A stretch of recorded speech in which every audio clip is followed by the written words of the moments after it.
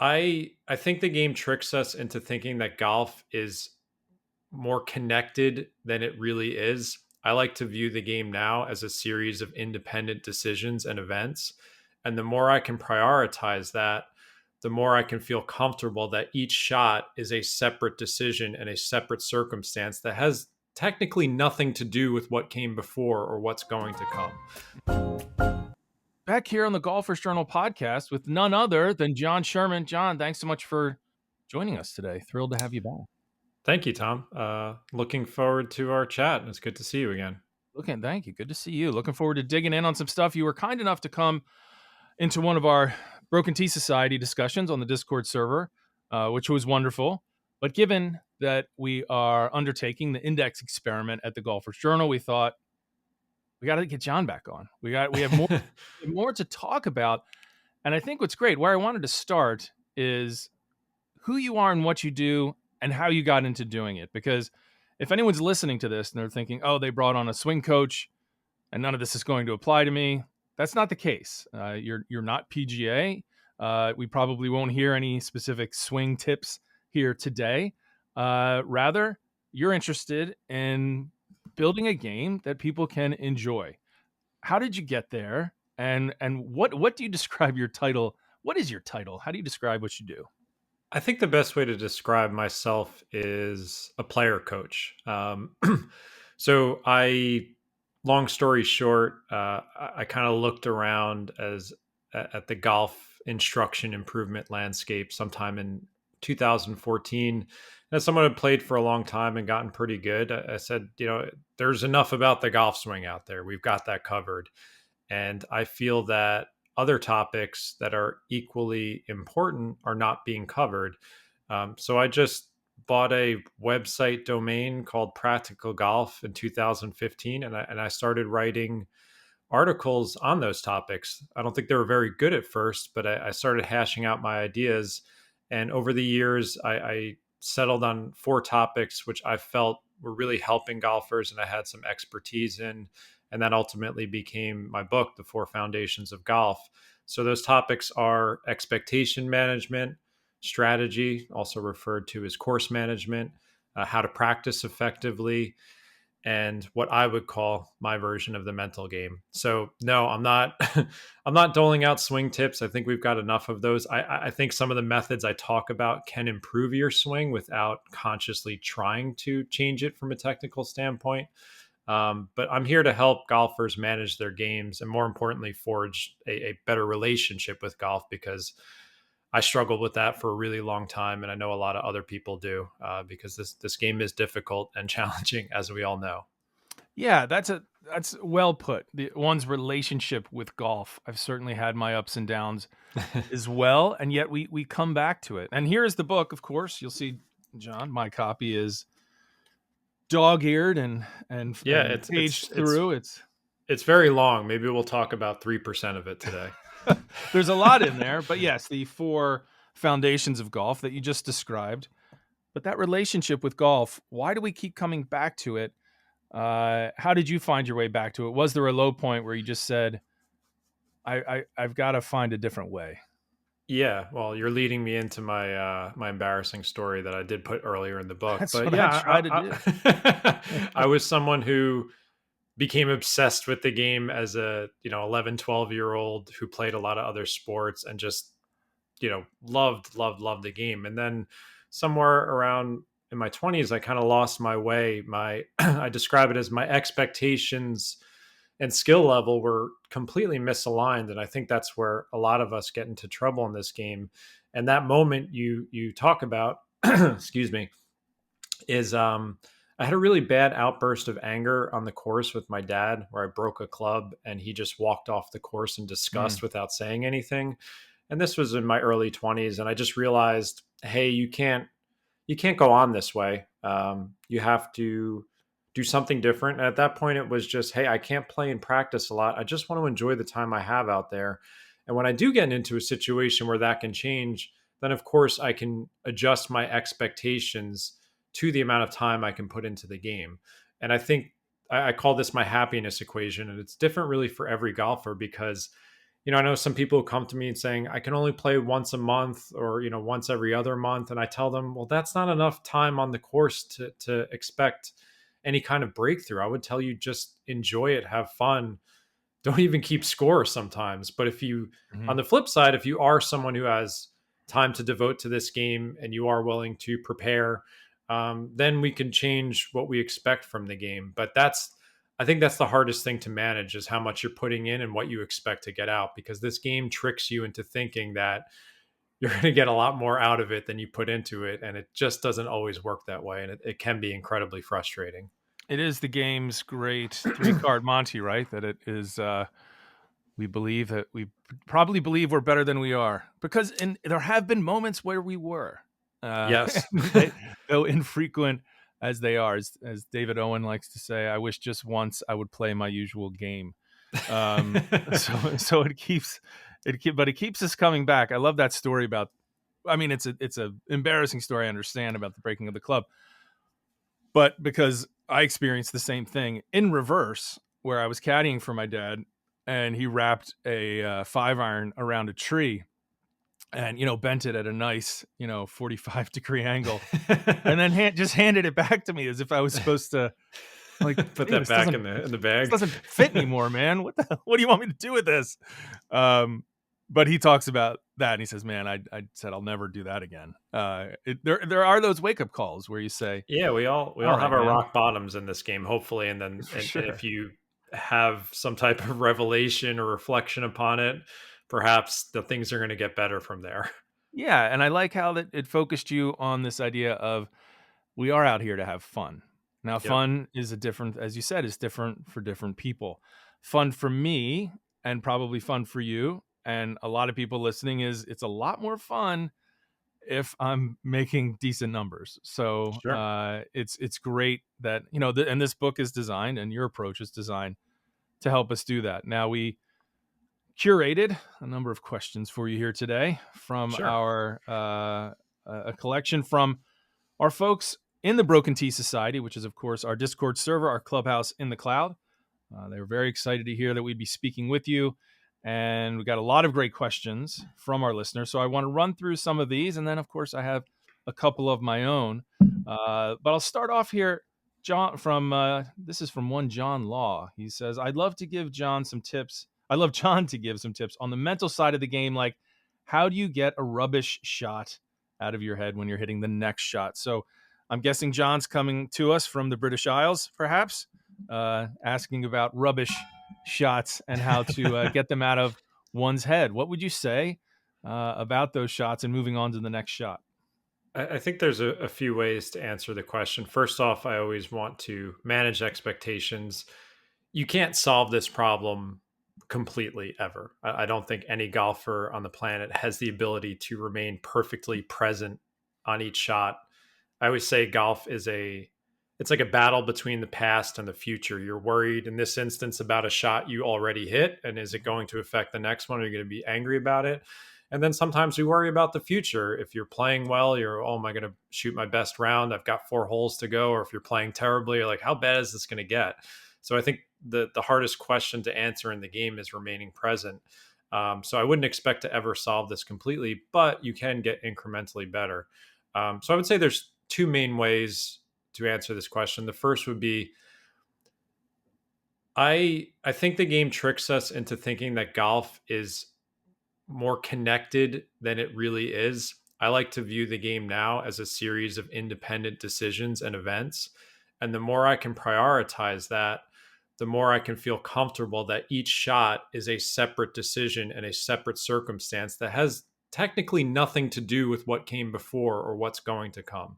Mm. So, for example, I think the best scenario I always bring up that we struggle with is you hit that bad shot into the trees, and what usually happens is this gambler's mentality kind of comes into play, or tilt as we refer to it in poker, is that you're so angry about your initial mistake that you can't get it out of your head, and now you're looking for that opening in the trees and say, what can I do to make par here still and make up for that bad tee shot? And unfortunately, what that does is it pours gasoline on the fire, and that's where the doubles and triples and quads come from, which really is what separates the great golfers from the not so great golfers. Um, so I think it's more of a commitment to believing that this game is separate decisions, and on each one, you have to do your best to, and this is very hard, to put the last shot out of your mind and saying, okay, what happened before is irrelevant. I have a decision to make here now. And whether it's, missing a putt for par on the last hole and going on to the tee, saying this is a new situation. So I think that's a philosophy. I think that if people adopt that, it can help them. The second way I would answer that is through having routine. I know this is very cliched and overused in golf, but I really do believe in it, is having some type of mental cocoon that you can go into before each shot that feels so automatic and so comfortable, and that you can repeat on the practice range or on the golf course, that it just kind of turns off a lot of things in your head and you're just going through this routine. I got a chance to play golf with a great NFL kicker once, and I asked him, like, how did you deal with kicking in the Super Bowl in front of all those people at the last moment? And he's like, I just did the same thing over and over and over again in practice, down to the millisecond. I would do it on the sideline during games, and when it came time they called my number, I didn't have time to think about it. It just kind of happened. Um, Again, easier said than done, but I think if you can hang your hat on that golf truly is an independent series of decisions, and that if you can create some type of system or routine before each shot that allows you to pick a target intelligently, allows you to go through some type of physical rehearsal and execution and pull the trigger, that can help alleviate a lot of these problems, but it's not going to solve it completely. And of course, people have written entire books on this question. So that's just two brief answers I could give to that. Two very good answers and refreshing as well. I like the idea, saying that it's okay. We're not probably, being after. You hear so much about the one shot mindset Yeah. and staying in the moment and staying present. And you can try to do that for a very long time and find yourself not able to accomplish. You're not going to levitate to sort of nirvana. No. That's not right. That's not the point. But I like this idea of, if I can just get a little bit better, Yeah. then I have a better chance. Yeah. That human nature is not going to allow us to suddenly be enlightened golfers. Yeah, I don't want to tell anyone that this. I think the hardest thing we do is when we embark on any new behavior or habit in golf, it becomes this all or nothing proposition. I can tell you, as the one giving you this advice, I fail at this during tournaments and many other times where I sometimes I'm still pissed off about the putt I missed or the tee shot I hit, but I do it far less than I did 10 years ago. And that's why I'm a better player and a happier player. So yeah, it's never an all or nothing proposition. Better player, happier player. Progress, not perfection. And as you mentioned, I think we should tell people you are a good player. What is your handicap right now? Right now I'm a +2, which Yeah, is you are. yeah, Which is really good. I know you play at a high level too, Tom. I know you've worked hard on your game, but yeah, it's. I try and be Well, honest about my playing record. No, Because I do too. I think you got to if put you're it going to out there. listen to me, if you're going to listen to me as a player coach, you have to understand that, like, I'm putting my game under fire. I play a ton of tournaments every year, and I want to make sure I test out a lot of the things I'm thinking about and noticing in others' games. So yeah, I never thought I would play at this level, but it just kind of happened slowly over a period of years. And for anyone who wants to improve their handicap, I think that's an important message, is that, like, there wasn't this like one moment or breakthrough that happened. It's just kind of this like long slog where it's like you have some breakthroughs and setbacks. And that's another important thing to understand about handicap reduction, is like, it's just not this like overnight thing. It's this kind of long, fun journey, I think. It should be fun. And again, incremental improvements. Absolutely. Sure. And I like that. No, I agree. I think if you play, you post. So sharing, what your handicap is or where your game is, I think is important. You'd be giving me shots. I'm happy to say 4 shots. I'm a 2 right now. And I like the USGA just on the Gin app just came up with this sort of year in review little graphic where they, how many courses did you play? What was your lowest handicap? Blah, blah, blah. And you see people posting that. I think it's My Gin Experience or something Yeah, on social. I partook in that in Twitter. I thought it was pretty fun. I think it's pretty cool. I think it's, Yeah. hey, I think we should be, for me, it makes me feel like accountable and makes me want to work a little harder. Like if I'm just Yep. gonna, I can just pump in bogus scores to get my handicap down, or I can give myself a lot more putts, or I can think, well, that one, that was a breakfast ball. Like there's certainly ways to reduce your handicap, but hey, here's my number, here's what it is. I'm trying to get better, and and wherever you are, like you said, incremental improvements. I like that you talked about targets in there, because we have a question from Will Terry. He's curious if there's a point where you start getting more aggressive with your targeting, not chasing tucked pins, but more, okay, this pin's sitting, sitting duck, let's knock it down. Because I think we should preface that by saying you talk about picking the right targets quite a bit in your book. Hmm. So And yeah, what would your approach to targets be, and when do you get more aggressive? generically speaking, I think with approach play and even wedge play, the answer is to be more conservative than most golfers assume. I think most golfers have strategy backwards. They're too conservative off the tee and then too aggressive with iron shots. And I think that script should be flipped for a number of reasons. Again, I won't get into that because I'll be talking for 2 hours. So to answer Will's question, who I did play with at the Chasing Scratch event that you were at, Tom, Hey. um, Will's a great guy. We had a really good time. I think it depends on the skill level of the player. I think the better you are and the more skilled ball striker, the more quote unquote aggressive you can get with your targets. And more importantly, the closer you get to the hole. So I would never chase, if we're thinking about a green in like 4 quadrants, for example, and let's say I had a 100-yard wedge shot. I would never chase that green if it was on tucked front right, tucked front left, or back right, back left. I'm always going to be somewhere in that middle ish area. Now, as I get closer to the hole and I am a pretty good wedge player, I might adjust a little bit closer to the pin, but I'm never going to go all the way to the left or to the right, because on some shots, I'm going to leave the face a little bit open, or it's going to be a little bit closed. I'm going to miss to the right. I'm going to miss to the left. And more importantly, I'm going to miss front and long. Um, so I'm always giving myself a little bit of cushion room with distance. I'm not going to chase a front pin and say, oh, it's 90 to the pin and 84 front. I'm not pulling a club at 87. I'm going to try and hit 9,500. Just to give myself some cushion, so I can, if I don't hit it great or I hit it a little bit fat, I can still hit the green. And more important, directionally, yeah, I still think the meat of the green is never a bad target. I always tell people I like you at the center and taking more club closer to the back yardage as a generic piece of advice. But yeah, as you get closer to the hole and your skill level increases, I think you can adjust a little bit closer to the pin, but never going like full.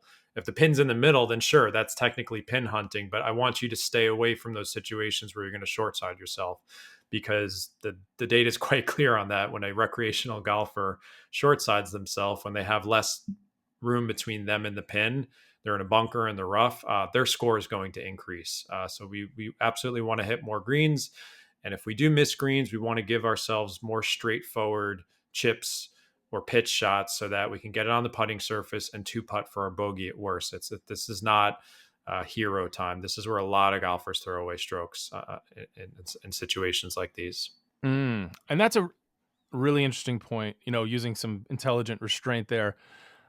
But when you said, being more aggressive off the tee and more conservative on the approach, sort of that, I know we don't have 2 hours to get into it, but would that be because, the margin for error off the tee is, taking hazards out of play is much wider, and where really anything on the green is going to improve your scoring like immediately. Yes, yeah, you get on the putting surface. That's a much better predictor of scoring. You have a 60-foot putt versus a 30-yard, sorry, a 30-foot chip. I'd take the putt every time for most Mhm. golfers. So yeah, the name of the game is hitting a lot of greens. And off the tee, it's more, can I advance the ball as far as I can while avoiding the big capital B trouble, out of bounds, penalty areas, fairway bunkers, trees, recovery situations. And I think a lot of golfers gave too much value, myself included, to thinking that safety clubs off the tee were the answer, and they're more accurate. They're not as accurate as they think with their 4-iron or 3 hybrid a lot of the time. So just by taking that shorter club, now we're giving ourselves a longer approach shot by 30, 40, 50 yards. And thanks to Mark Brody, who I know has been on the show and someone Mhm. I've learned a lot from, we now understand the value of that distance loss. So that's why, yeah, I had to embrace my driver years ago because um, distance off the tee is a huge predictor of scoring. And more importantly, how often can we avoid that big trouble? But as you said, that could be a whole separate conversation. Yeah, no doubt about it. And boy, is there nothing worse than pulling the safe club and dead Oh, it's the yanking it. worst. It's the worst Yep, feeling in golf. it is. Like, And hit I've the wood. topped. That's why I don't carry 3-wood anymore. I've topped my 3-wood as so many times I can't remember. But Right? yeah, say I would say if you can get a launch monitor and do a test with like hitting a 3-iron off the tee or your fairway wood and measure your left to right dispersion versus your driver and the distance loss, I think a lot of golfers will be shocked that that safety club is not as safe as they think. Oh, you're talking. No, I hear what you're saying. No doubt about it. So, we did get a lot of questions from folks who were on this theme of what to do in the off season. A lot of our audience, probably half, is in the off season, um, and or maybe more. What is your approach for? So Will asks us, as someone who might play once a month, but maybe not often for months, what drills or practice can be done at home to maintain feel and the right way to warm up for golf after a long layoff? What can people do at home who are stuck away from golf? Yeah, I think the easiest things to do if you're practicing into a net at home during the winter, like I do, I try to keep it simple and give a few different ideas in the book. If you listen to the podcast I do, you'll hear Adam Young and me always talk about our big three, which is impact, location, ground contact, and face control. Um, the most fruitful piece of practice anyone can do when they're kind of I hesitate to use the word stuck, but hitting into a net at home in your garage or wherever, spray the face with Dr. Scholl's Odorex dry shampoo. You've probably heard this method before, but just understanding, our hands are great communicators to the rest of our body. There was this study done recently I came across where humans have this ability to sense through their hands like a lot of insects do with I'm forgetting the word, their sensors. And I want you to understand impact is so important. You got to learn to strike the center of the face and let the golf club do what it's designed to do. And we can't do that until we understand what our tendencies are. So I think one of the best ways anyone can spend some time practicing is spraying the face, just feeling what a toe strike is, what a heel strike is. We know what a center strike feels like. See if there's a pattern there. For example, I'm a heel striker, and then experimenting. Can I move this strike around the face? Obviously, closer to the center of the face, but can I strike the toe? Can I strike the heel? And I think this is a great form of practice because it gets you outside of all those swing thoughts. If you're sitting around videoing your swing and looking at what your arms and hands are doing, most people don't know what to do with that information. I don't know what to do with that information.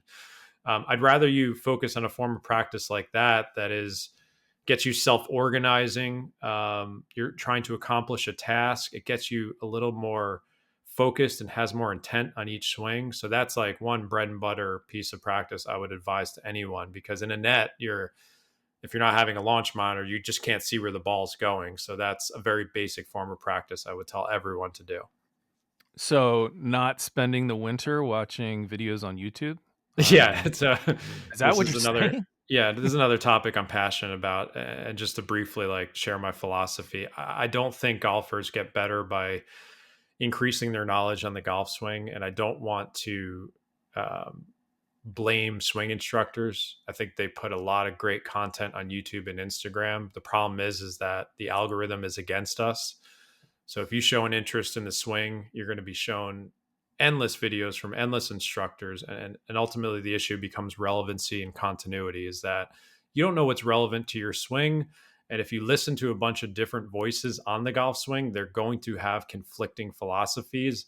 And then you just get stuck in this space where you're over the ball saying like, Yeah. am I shallowing the club here? Am I gonna, am I doing a weak grip, strong grip? Like there's just so many ways to do it and so many matchups that I think that is a a worse investment of your time rather than focusing on these like really basic, challenging practice methods that develop more skill without actually having to think about what your body's doing.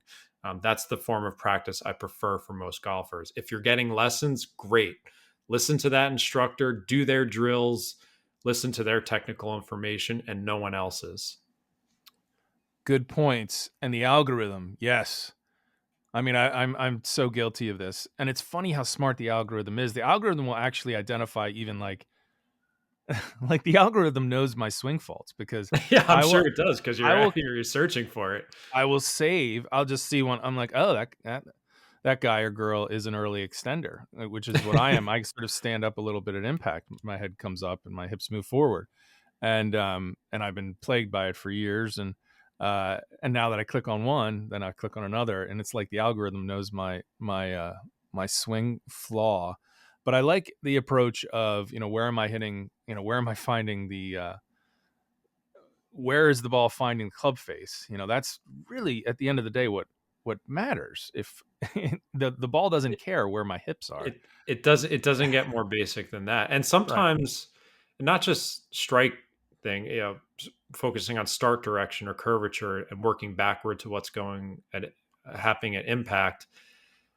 You can change the technique or what you're doing with the golf club without thinking about it. For example, I'm Right. someone who struggled with a very excessive in to out swing path for years where my fault was a big hook, so the opposite of a slicer.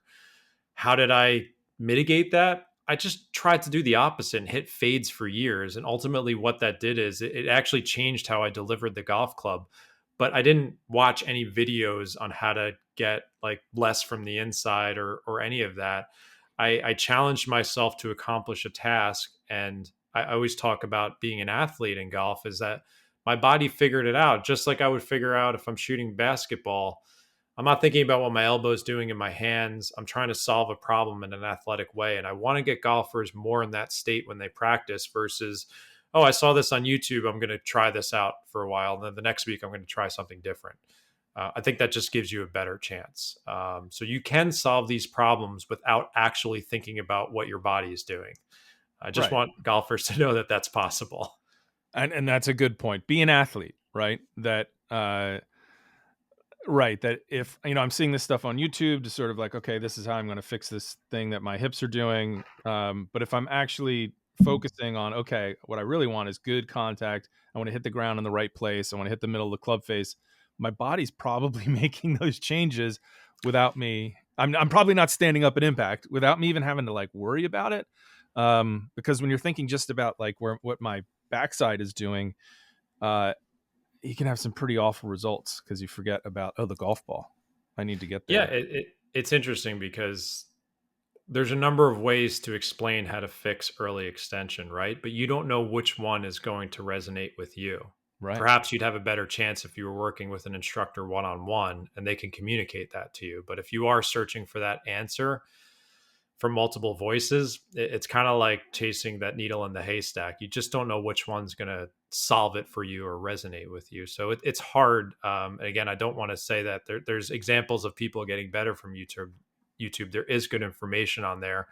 I just try and speak in generics as best I can. I just think your chances of doing that are far lower, is my belief.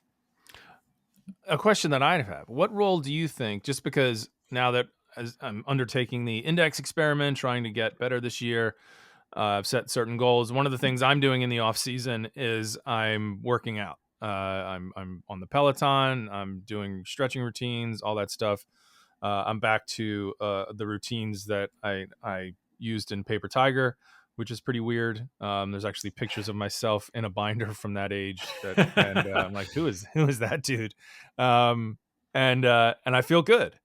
What about the role of fitness in this? And in terms of, if you're trying to make a swing change or get better or have a better, more consistent, ball striking, I'm finding that being a little bit stronger, or at least having a little more stability in my core, I feel a little bit better over the golf ball. I feel like my chances are improving. What's your take on Absolutely. golf training? I'm 100% in on it. And I think I've learned a lot from TPI, Tireless Performance Institute. I've learned a lot from a guy named Mike Carroll, who has a great app called Fit for Golf. He's a great follow on social media. Absolutely. I think there's a lot of myths. Golfers avoided weights for years. You want to, as best I has learned, is you want to match the demands of the activity. Um, so, what does golf ask of us? It asks us to be mobile and explosive and strong in order to complete this movement. So, if you want to mitigate injuries and be more comfortable with your body and what it can do, we want to do mobility work, which is not just like static stretching. It's working on like your hip mobility and your shoulder mobility. We want to lift weights. We want to get stronger. And when you do lift weights, and I do it 3 times a week, your body will get more flexible. You will have more range of motion. Just doing a deadlift or a squat or a bench press or shoulder press, you're putting your body through incredible range of motion under tension. I used to have some lower back issues a couple of years ago that have completely gone away, and I believe it's from deadlifts Hmm. because I'm strengthening and stretching out that area so often. So I'm all in on fitness, and then the other element of it is the explosiveness. Is a lot of people are doing overspeed training with something like super speed golf or the stack, Hmm. where you're taking these weighted clubs and you're swinging as fast as you can and going through these protocols. And I've done it myself, and it's increased my swing speed. So I would tell anyone that yes, it absolutely can benefit your game. You'll have more control over your body. You'll have less pain, probably. You'll hit the ball farther. And it's good for your health. So I'm all in on it. But we want to make sure we're not doing something that's not relevant to golf. Like, for example, you mentioned Peloton. I have a Peloton and I like it. Riding the bike or running isn't going to make you a better golfer. Like, golf doesn't demand that of you. It's not a cardiovascular activity. Walking every day would help, but I think the best bang for your buck is lifting weights based on everything I've found out. That would be a lot of people shun it. And I think everyone should do some type of basic barbell routine 3 times a week. It doesn't need to be fancy. You're not doing things that look like the golf swing. Bicep curls, shoulder presses, deadlifts, squats, bench press. That bread and butter stuff will check off a lot of boxes and help your golf game. Well said. I still like my Peloton. I No, love it too. I still yeah. ride it. I still ride it 2 or 3 times a week just because I want the cardiovascular benefit. But is it going to translate to golf? Like, Right. there's No, no. more efficient things you could do with your time. But of Oh, course, we for still sure. want to be healthy and stuff like that. So I think it's a great idea. I do it myself. Yeah, no, I'm on this sort of like, all right, I wanted to drop, get down 10 pounds and then work in more strength and more core stuff and get down. So it's been good for the weight loss. I'll give Peloton its due. And I'm learning all these new tunes. My music library is expanding Yeah, vastly. Peloton has great barbell routines. I did their strength stuff for over a year. They have awesome weightlifting stuff too. They have great Yeah, content there. I've been doing their arms and chest stuff, and it's been fun. I'm actually enjoying it, which is insane. A question, a question here from Brian, asking about, and this relates to, we're talking about, what you're trying to achieve in the golf swing, in your own golf swing, owning your swing, swinging your swing. But when does a player? He's asking basically, when does a player get to the point where they can own their swing? If someone's going out, he says, shoot, he can't break 120. Maybe there's not a lot to own there Yeah. yet. Well, yeah, I think it, Yeah. So where do we get? Where does someone get to the point where they're like, okay, I'm going to swing my swing. I'm going to work on X, Y, and Z. Or someone should still be in like, I'm still in finding a swing mode. yeah. So we did a 4-hour 2-part episode on the notion of swing your swing on our podcast. So I have a lot of thoughts on this. I'll try and condense it. Nice. I don't use that phrase a lot. I don't find it particularly helpful, but I do like it in the same way because I'm biased that I don't have a cookie cutter golf swing. We did an experiment recently with Lou Stagner on Twitter where we posted a bunch of swings and asked people to guess their handicap. And Yeah, I I saw knew that. everyone would be way off on mine. Not one person. I don't think anyone thought I was a plus handicap. And I guess the takeaway there is like aesthetics are, not everything in the golf swing. It's, do you have functional matchups? Can you satisfy the impact questions of hitting the ball on the center of the face, controlling where the golf club is pointing at impact, and interacting with the turf in a functional way. So the way I think about it is that, yes, I want you to have your own version of the golf swing that's comfortable to you, and I don't want you to fit into someone else's model swing if that doesn't work for you. But the best way I can explain it is the more beginner to intermediate players have more to gain than to lose through going through some type of swing change. And I would tell everyone I'm a huge proponent of taking lessons. I think if you take lessons with an instructor you're comfortable with and their communication style matches yours quite well, and you commit to that instructor for a while, I can't guarantee you're going to get better, but now you're getting customized advice, you're getting practice drills, you have a plan. And I would tell the golfer who's the beginner to intermediate player who is hitting the ball all over the place and has no clue what they're doing, yeah, get some lessons. I've gotten lessons. I haven't gotten one in the last 10 years, but I've had 4 or 5 different instructors ranging from when I was 11 through my early 20s, and they all helped me. So yeah, I want you to get lessons, and I want you to hopefully work with an instructor who's going to work with your body and the type of swing you have. So that's like the swing your swing thing is like, I want you to create your own personal version of the golf swing that has functional outcomes on the course. It doesn't have to look a certain way, but it has to have functional matchups. I always use the word functional a lot. As you can see, I like that word in golf. But as we get better and better, we stand more to lose than we do to gain. So, for example, at my level or your level, Tom, if I went through a swing overhaul right now, I'm not prepared to do that because there's some stuff in my swing that an instructor could look at and being like, hey, Jon, like, let's fix your takeaway. Like, you want to get to a +4 and start winning some big amateur events. You can't do this with this swing. We need to change some things. Well, now you're going to start tinkering around with a lot of trust and feels that I've built up for years. And now I'm going to have to change motor patterns. And that's going to take months. And there's no guarantee I'll get better. I have probably a bigger chance of losing it than I stand to gain it. Mm-hmm. So this is the hardest question to answer in golf, I believe. Pros go through this. They go through swing changes. Some of them get better. Some of them lose their tour card. So I think as you get better at this game, the more you stand to lose. But absolutely, for the question was the golfer is shooting 120. Get some lessons. I think some of the practice methods I discuss in the book can help you. But if you want to make quick, efficient changes, like, yes, get help from someone who knows what they're doing. Yeah, it's absolutely at 100 at that sort of range, north of shooting 100. Just fundamentals you're gonna drop quickly with a proper grip, stance, alignment, posture, all the classics are gonna help you out. I would agree. Tell me more about functional matchups. I like the sound of those. I Well, want more. I want some. there's an instructor named Shaheen Nakhjavani. He's become a good friend of mine. He gives like a trillion online lessons, and he's a great communicator on the golf swing. He kind of came out of nowhere. He's not PGA, but he's really brilliant at describing like what matchups work. Like, so for example, like, why does my very strong grip and closed face at the top of my swing allow me to hit like a functional draw? Like, that might not work out for some players, but it works out for me. So there's all these matchups between your grip, your wrist angles, the plane of your swing. I'm not a swing instructor. I kind of get some of it, but it's complicated. And that's why I don't like golfers to play amateur swing doctor, because as much as I know about the swing and as much intuitive knowledge I have, I still don't understand how all these matchups work. Because each golfer is unique in what their body can do. You always see they talk about Jon Rahm and why is he able to generate so much power from that really short swing. It's just his body has a certain limitation on how much it can turn, and he's worked with TPI for years on how to accommodate that. Would you teach that matchup to other golfers? No way. That's Jon Rahm's swing, versus someone like Scotty Scheffler and his footwork and the length of his swing. They're totally different, and they work for them because those matchups are in functional territory.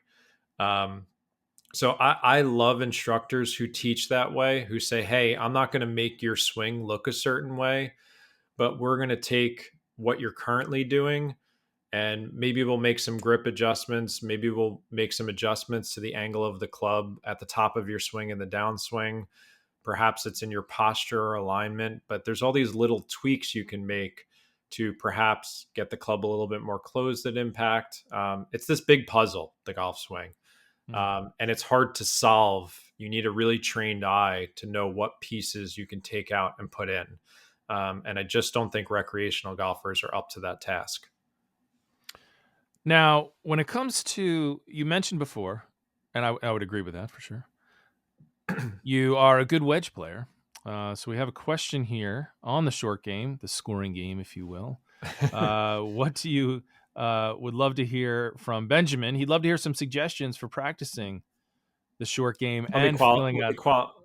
Let me qualify my answer first. I'm really good at 30 to 80 yards. Greenside wedges, I would say that's the weakest part of my game. I still have some gains to be made there. And funny enough, you were playing behind me when we were in North Carolina, Tom, and I absolutely missed. I think it was the fifth hole. I was just dead to rights, short sided. Pin was like way above me. Okay. And I made the most. I holed it out, and the Oh guys yeah, who were they were with me hooting like, and wow. hollering. They're like, wow, what a great wedge player. I'm like, that's a broken clock situation, guys. That could have gone 40 feet past the hole. So I believe with wedge play, this is a part of the game where golf asks you a different question than your approach irons or your tee game, because now it's not a full swing. It's quote unquote feel. And feel is really, I think, being able to adjust your swing speed. So if I have a 50-yard wedge shot or a 30-yard wedge shot or an 80-yard wedge shot, I now have to adjust the length and speed of my swing to accommodate that distance. And how do you earn feel? I don't think it's something that can be taught. I think it's something you have to earn. And the way I like to practice feel is that I like block repetitive practice to settle on some type of wedge technique. You don't need 6 of them, but just one technique that you could step over the ball and being like, I feel pretty good that I'm going to strike this well on the face and not chunk or skull this. Like I can get this on the putting surface, not to 5 feet, but I have this stock wedge feel that I can just use all the time. So I want people to figure that out, whether you get lessons or whether it's practice. Like you need that basic technique, and it doesn't need to be complicated. Excuse me. And the other thing we need to do is we need to learn these distances. So I like testing yourself. Can you hit a 40-yard shot, a 60-yard shot, an 80-yard shot, and kind of store in your body what that feels like?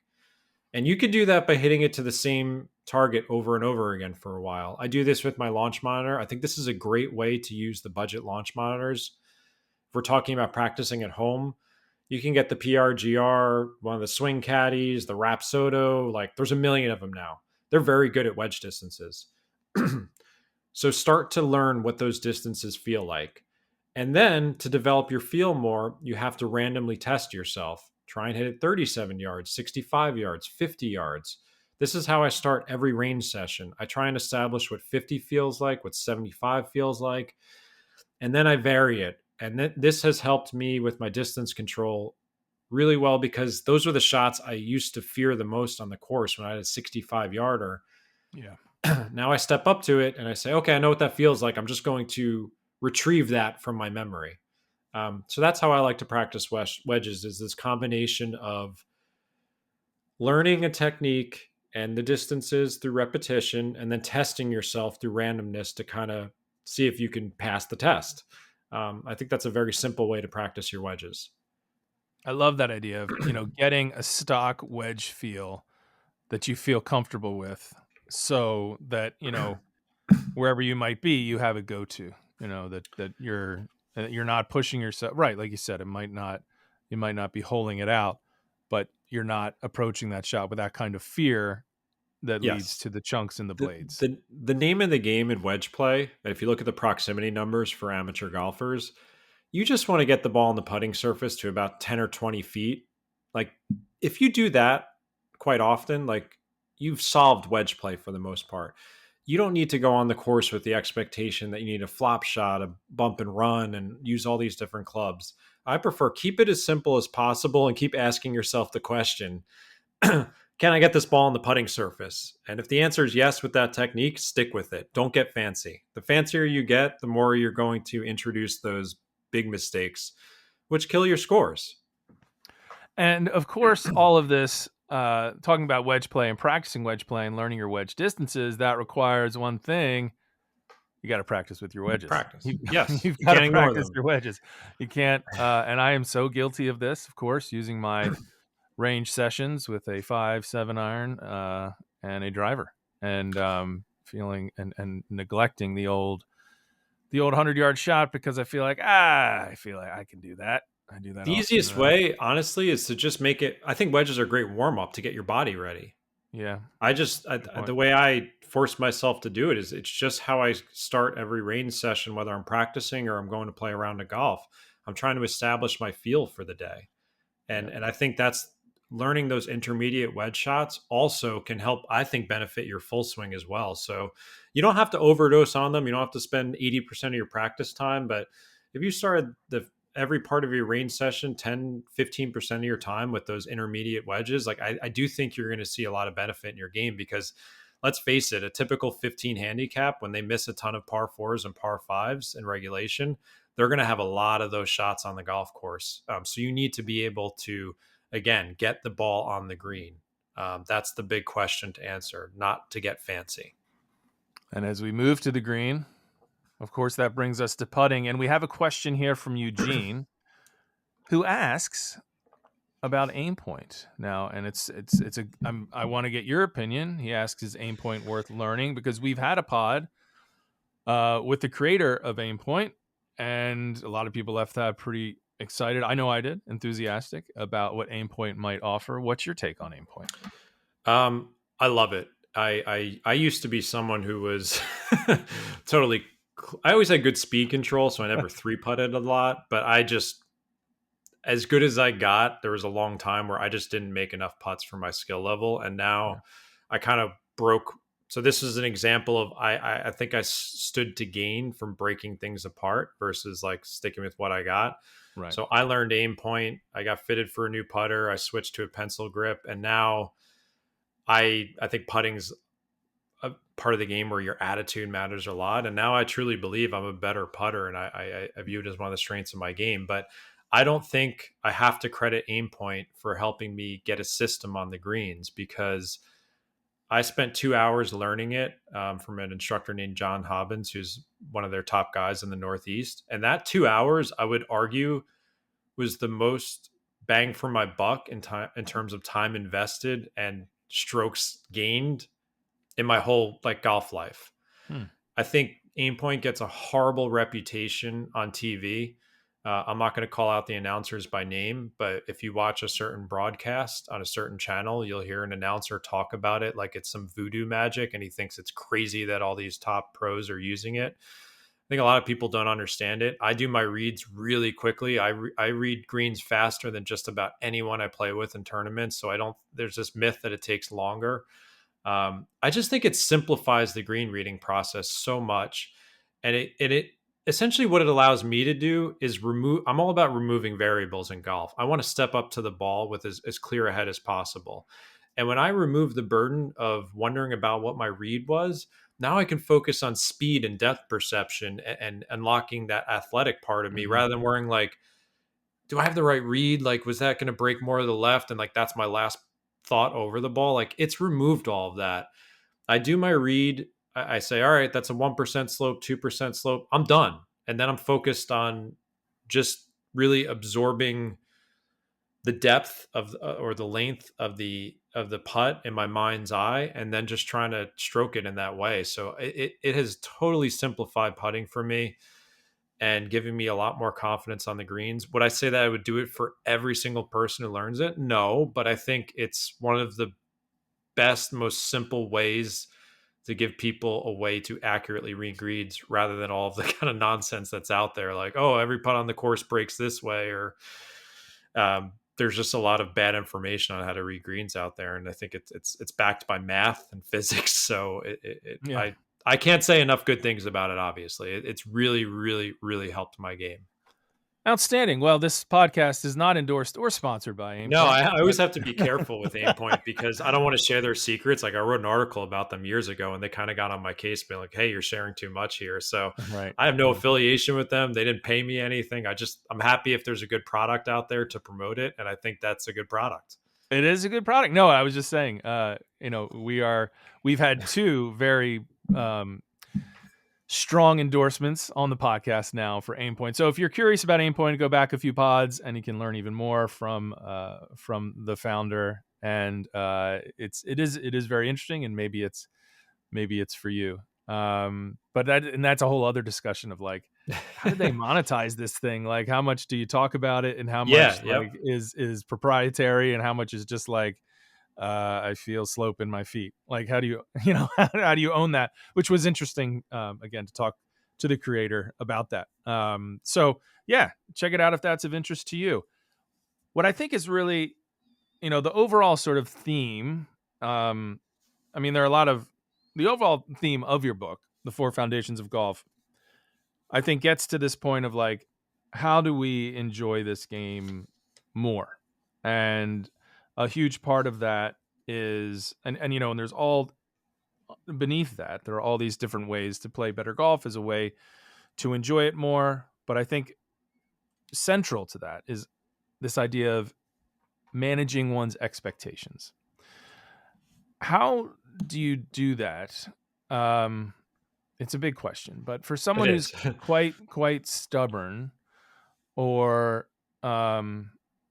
struggles with that idea of managing expectations when you're going out to play, you haven't played in a while, or say, we're going to be rolling into spring golf soon here in the Northeast, which is always a mixed bag in terms of your play, the playing conditions, etc.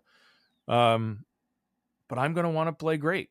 And do I have to rewire my brain? Or again, how do I make some incremental changes on how to manage those expectations?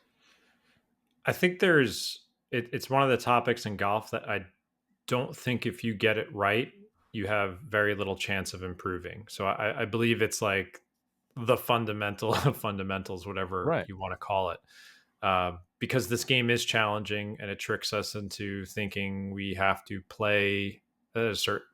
I think we think better golf looks different than it actually does, and that's one of the things I'm always looking to clarify for golfers. Because whether you're a 20 handicap looking to get down to a 15 or a 10, or a 10 to scratch, 5 to scratch, you watch a scratch golfer play, it's quite boring. They don't do anything like that spectacular. It's more like they just don't shoot themselves in the foot that often. They're not like knocking down pins and draining putts. It's just very steady and boring.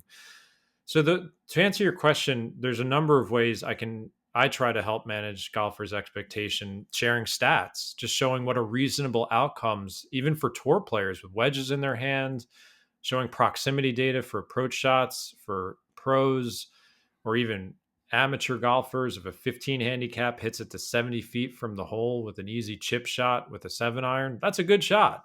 You don't have to get angry about that. You hit it to 20 feet from 100 yards, you're on the putting surface, that's a good shot. So it's this kind of fundamental rewiring, as you said, of your brain into understanding like, what does good golf look like? And more importantly, what are reasonable outcomes on the golf course for me and my skill level? And I can do that through sharing embarrassing stories about myself when I struggle with that. I can show you data from amateur golfers. I can explain to you that, part of becoming a better golfer is being on the golf course. If you're someone who can only play once a month, I don't think that's enough time to learn and gather enough feedback from your rounds and get comfortable enough on the golf course to expect that you're going to have any major breakthroughs. So there's so many ways to solve this problem for different golfers, but I think the inherent issue is that, we watched golf on TV. We're shown a version of golf that isn't exactly truthful. It's more of a highlight reel. And then we have all these golfers on the course, and I was like this for over a decade, just getting crazy and angry at ourselves for all these shots where I look at them now and I'm like, that was a good shot. And you're like losing your mind over it. And if you can make that fundamental shift, then the game really opens up for you. It has strategic implications, it has mental implications in your mood. You're more patient with yourself. So it does help solve a lot of issues. But fundamentally, you need to make the decision that I am playing this game for fun. It's not my job. And that no matter how good you get, I want to prioritize and ask myself the question at the end of the day, did I have fun? Because if I didn't have fun, then I need to think about my expectations must be out of whack at the moment and I need to reset them. And this is something that I do all the time. Technically, like, golf is my job now. I don't play professionally for a living, but it's something that I have to do to like help other golfers get better. And I still ask myself this question every time I play a tournament or even a recreational round, is like, did I have a good time? And if I didn't, like I said, why was that? And can I fix that for the next time? I am prioritizing fun over everything else. And when I answer that question, then it's easier for the scores to take care of themselves. Sorry, How that is was a really long answer, Tom. It's a great answer. And it leads me to my final question for you, Jon, and we really appreciate your time. This idea of learning how to manage your expectations and prioritizing fun, it's bigger than a golf question. It's bigger than a golf It's idea. a life question for sure. It's a life question. It can spill over into every area of our Absolutely. lives. Yep. How have you seen this, working on this in your golf game, managing expectations, being realistic about what to expect for outcomes, prioritizing fun, how have you seen that affect other areas of your life? It's funny, whenever I like tweet out these thoughts, I always inevitably get a response like, that's great life advice too. And my response to that is, golf is life. Everything we face on the course, that's why I think this is such an amazing game. Like, all of my flaws, I always felt the one thing that drew me to golf was like I was fighting all of my own personal flaws, my impatience, my temper, my obsession with numbers, and wanting to, like, that's what drew me to golf, is like, this is a numbers game and I have a number attached to my performance every day. And that's why I got obsessed with it, but that's also what tortured me about it. So over the years, getting better at this stuff and reflecting on it, like, I absolutely think it's made me a better father, like a better entrepreneur in my business. These are things that if we sort out on the golf course, they absolutely have positive spillover effects into life. And one of the closing thoughts I would give people to the index experiment is, the hardest thing to do when you want to get better and lower your handicap is saying, like, okay, I want to get to X handicap level. And I would tell people that if you have that number burned in your head all the time when you're practicing, when you're playing, it's going to be much harder. So we have to like try not to try, so to speak. The best thing I can do, and what I try and give examples, tangible examples of this in the book, is if you have a goal, how can you then take that goal and adjust your habits, and your expectations and your identity to solve that problem? Like, that's really what we're being asked to do. And if you focus too much on the number and not the habits and everything, so this is like the outcome process thing that we always hear in many walks of life, in sports and business and personal life. If you focus too much on the outcome, then you almost trip over the other stuff, which is more important. So I'm trying to give people ideas on how they can deconstruct their game and look at it and say, okay, if I want to reach this ultimate goal, here's the list of 4 or 5 things that I need to do when I practice, or the types of targets I need to select on the course, or my mental frame, or the mental state I want to be in. You start focusing on those things, then the handicap will take care of itself. So it's this double-edged sword when we create this like numeric goal that we want to achieve. Sometimes it makes it almost harder to achieve that goal. So it's almost counterintuitive. Great advice for all our index experiment folks out there. Absolutely. Get stuck in the process. The number will take care of itself. Hit better golf shots, do some simple things. A lot of the things in the 4 Foundations of Golf by Jon Sherman, and the numbers will come down. Jon, thank you I so think much so. for your time. I think so as well. And we've certainly seen that come true for a lot of people. So, Jon, I love talking golf with you. It makes me want to play. Well, Because the I next feel step like is, you and I are not geographically too far apart, and I am in your neck of the woods. I have my wife's family lives that's not too right. far from where you are, so we've got to do a home this year or something like that. You're on, absolutely. Because I feel like I'm going to play. I'm actually going off on a little bit of a golf trip, so I feel like I'm in a better place now in my mind, and I hope our listeners are as well. Jon, thanks so much. The 4 Foundations of Golf. Everybody, check it out. Check out the Index Experiment in your member locker on golfersjournal.com, and we'll see you next time on the Golfers Journal podcast.